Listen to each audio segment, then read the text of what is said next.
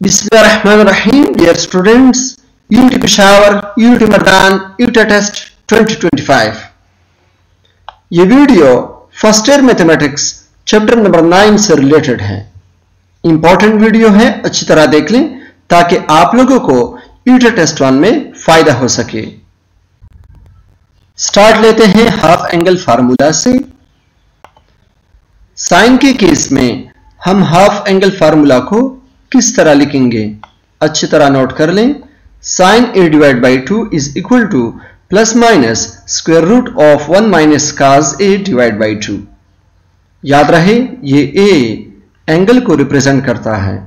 Angle को represent करने के लिए आप एक ही जगह x, y, थीटा वगैरह भी यूज कर सकते हैं, लेकिन एंगल को रिप्रेजेंट करने के लिए आप जो सिंबल यहां पे यूज करोगे वही आपने यहां पे भी यूज करना है।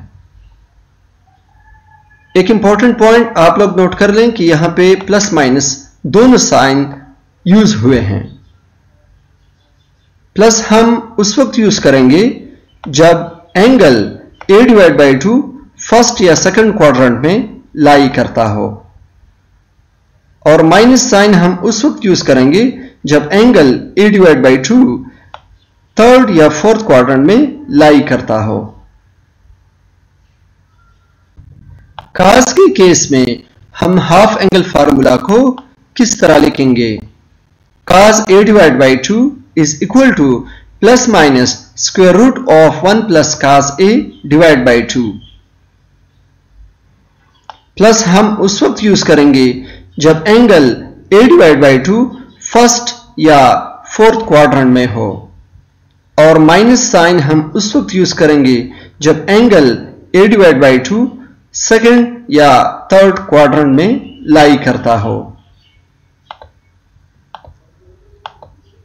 साइन के केस में यहां पे माइनस यूज हुआ है, जबकि कास के केस में यहां पे प्लस यूज हुआ है। इस चीज को नोट कर लें। टेंजेंट के केस में हम हाफ एंगल फार्मूला को 4 मुख्तलिफ तरीकों से लिख सकते हैं।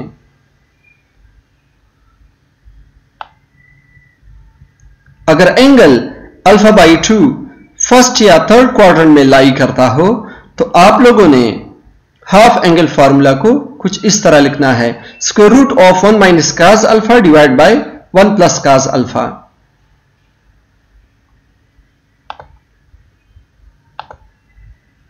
केस नंबर 2, अगर एंगल अल्फा बाई 2 सेकंड या फोर्थ क्वाड्रेंट में लाई करता हो तो आप लोगों ने यही पहला फार्मूला लिखना है, लेकिन बाहर आप लोगों ने माइनस का निशान लगाना है।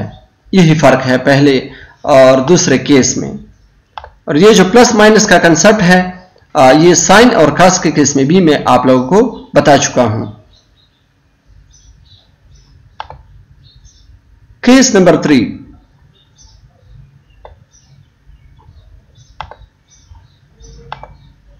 केस नंबर 3 का क्वाड्रेंट के साथ कोई ताल्लुक नहीं है। चाहे angle alpha by 2 first quadrant में हो, सेकंड क्वाड्रेंट में हो, थर्ड क्वाड्रेंट में हो या फोर्थ क्वाड्रेंट में हो, हम हाफ एंगल फार्मूला को टेंजेंट के केस में इस तरह लिख सकते हैं, 1 minus cos alpha divide by sine alpha. और जो चौथा केस है ये भी क्वाड्रेंट पे डिपेंड नहीं करता। चाहे एंगल अल्फा बाई 2 किसी भी क्वाड्रेंट में मौजूद हो, आप लोग हाफ एंगल फार्मूला को इस तरह लिख सकते हैं, sine alpha divide by 1 plus cos alpha.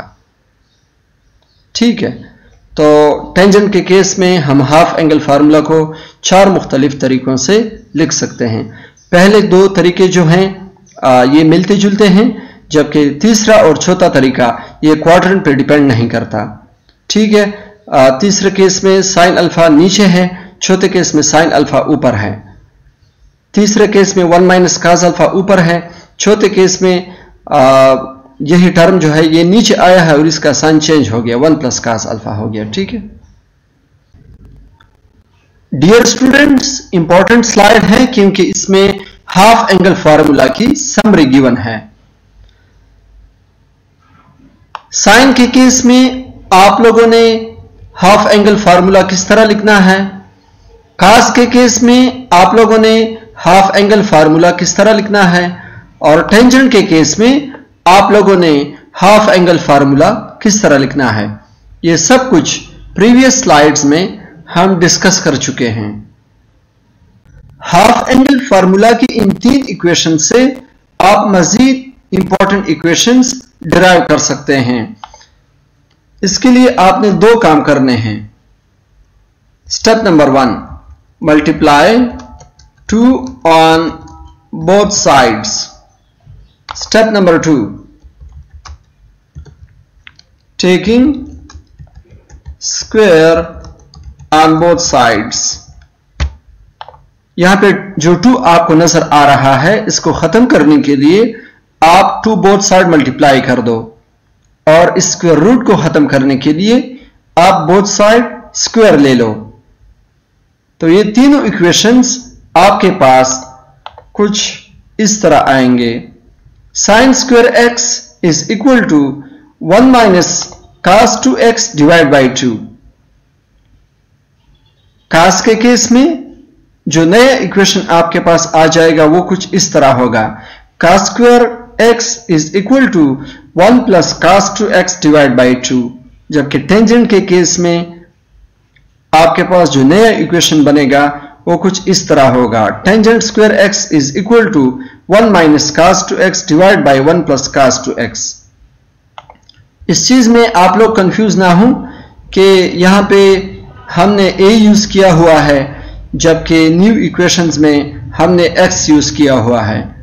मैंने आप लोगों को पहले बताया था कि यहां पे एंगल को रिप्रेजेंट करने के लिए हम a, x, y, थीटा वगैरह कुछ भी यूज कर सकते हैं, ये चीज मैटर नहीं करती। ठीक है, तो ये 3 इक्वेशंस आप लोगों को आने चाहिए। अगर आप इसको रटा करते हो या हाफ एंगल फार्मूला से आप डिराइव करते हो, डिराइव करने के 2 स्टेप्स मैंने बता दिए। ये जो नीचे 2 गिवन है इसको आप खत्म कर दो। किस तरह खत्म करोगे, 2 बोथ साइड मल्टीप्लाई कर दो, और ये जो स्क्वायर रूट आपको नजर आ रहा है, ठीक है, इसको खत्म करने के लिए आप बोथ साइड स्क्वायर ले लो। अब बात करते हैं डबल एंगल फार्मूला के बारे में। साइन के केस में हम डबल एंगल फार्मूला कुछ इस तरह लिखेंगे, sine 2a is equal to 2 sine a cos a। cos के केस में हम डबल एंगल फार्मूला को 3 मुख्तलिफ तरीकों से लिख सकते हैं, cos square a minus sine square a। दूसरा तरीका 1 माइनस 2 साइन स्क्वायर a। तीसरा तरीका 2 cos स्क्वायर a माइनस 1। फर्क देखें, पहले तरीके में आप देख सकते हैं राइट साइड पे 2 ट्राइगोनोमेट्रिक रेशियोज गिवन है, cos और साइन दोनों मौजूद हैं। दूसरे केस में राइट साइड पे सिर्फ साइन मौजूद है जबकि cos गायब हो गया, और तीसरे केस में आप राइट साइड पे cos देख सकते हो लेकिन साइन गायब हो चुका है। दूसरे केस में 1 शुरू में आ रहा है जबकि तीसरे केस में 1 आखिर में है। तो रटा करते वक्त आप लोग इन चीजों का ध्यान रखें। साइन के केस में कहीं पे भी आपको स्क्वायर नजर नहीं आ रहा, जबकि cos के केस में हर जगह पे स्क्वायर है। जो भी ट्राइगोनोमेट्रिक रेशियो है उसके ऊपर स्क्वायर है, cos square, sine square, sine square, cos square. ठीक है, अब बात करते हैं टेंजेंट के केस में डबल एंगल फार्मूला आप किस तरह लिखोगे, 2 tangent a divide by 1 minus tangent square a।